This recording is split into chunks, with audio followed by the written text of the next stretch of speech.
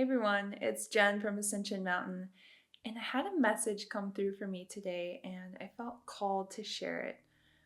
And if you're here listening to this message, maybe this is for you as well.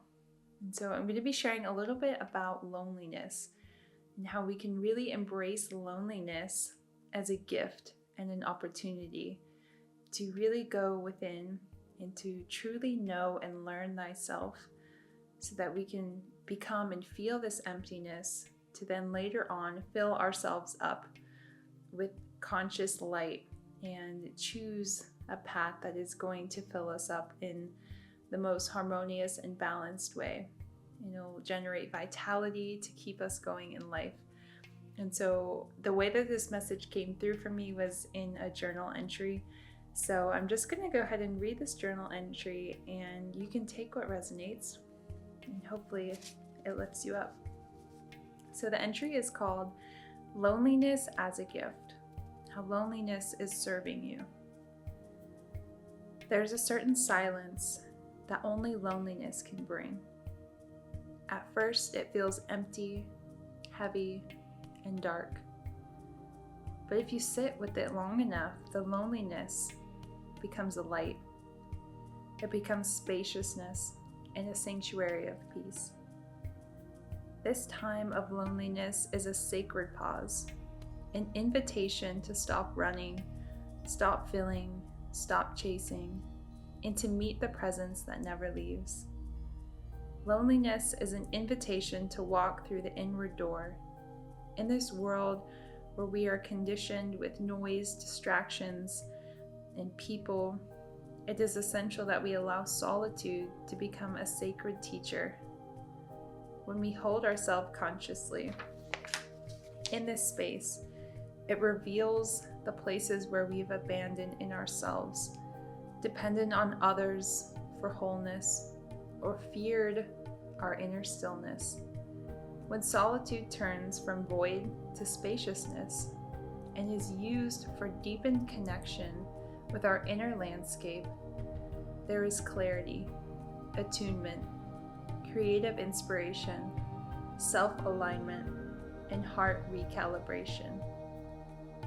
Once you become fully anchored into your own presence, you no longer need to seek, and instead you share and co-create experiences coming from a place of wholeness. Your discernment sharpens. You begin to recognize what feels aligned and what does not feel fully right.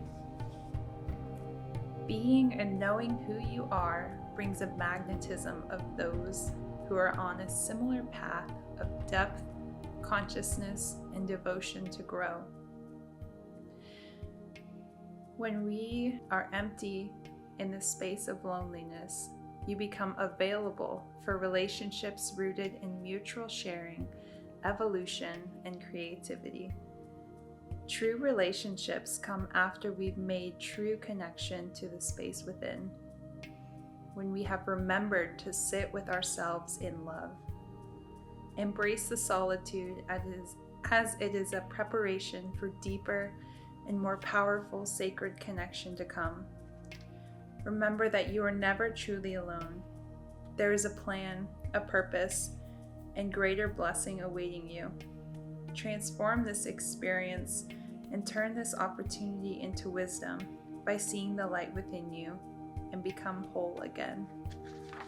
And so that is my entry, and I hope that inspired you in some way, where it's like you can always remember that you're never alone, and there is this light and wisdom that you can attain that is so bright, and that you can activate this light and this energy.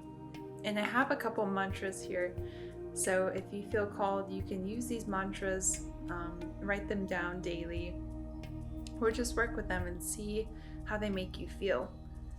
The first one is, I am whole in my own presence. Another one is, right relationships are already finding me because I have already found myself. Solitude is my sacred sanctuary. And so, what are some things you can do while you're in solitude, or you're in this season of stillness, and you have this alone time and downtime? How can you really make use of this time? And for me, it's connecting to nature.